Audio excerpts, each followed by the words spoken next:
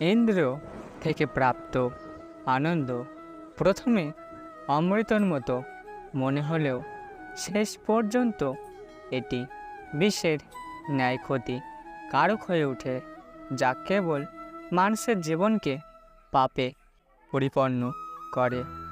জীবন ধারণের জন্য প্রয়োজন কর্ম অবশ্যই সম্পাদন করো, তবে বিনা অহংকারের, বিনা লালসায়, বিনা হিংসায়, কারণ সঠিক কর্ম করা উচিত ভালোবাসা, সহানুভূতি, নম্রতা এবং ভক্তির সাথে।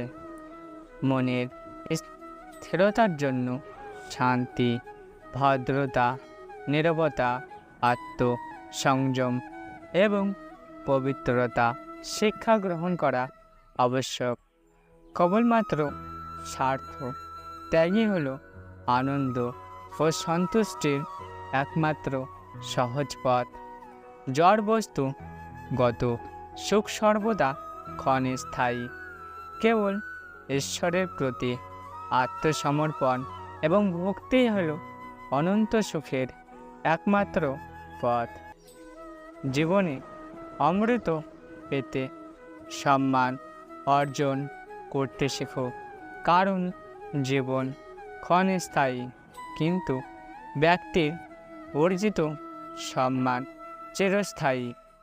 বৈশ্বিক জগতে মানুষের কাছে প্রথমে আনন্দ ও সন্তুষ্টি যেমন নিয়ে আসে, ঠিক তেমনি সময়ের সাথে বহু দুঃখ কষ্ট বয়ে নিয়ে আসে, কারণ বৈশ্বিক সম্পত্তি পাওয়ার চেয়ে তা হারিয়ে ফেলার ভয় ও উদ্বেগ মানুষের মধ্যে বহুগুণ বেশি।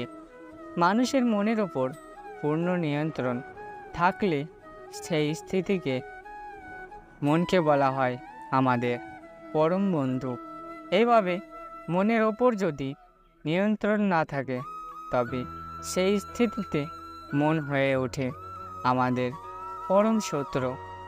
অন্ধকারময় সময় হলো জীবনে সঠিক আশার আলোর পথ প্রদর্শক।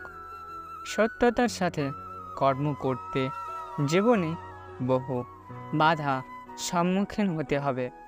ধৈর্য থাকলে অবশেষে গর্বের সাথে জয় তোমারই হবে। নিঃস্বার্থ সেবার মাধ্যমে আপনি সর্বদা ফলপ্রসূ হবেন এবং আপনার সমস্ত আকাঙ্ক্ষার পূর্ণতা পাবে।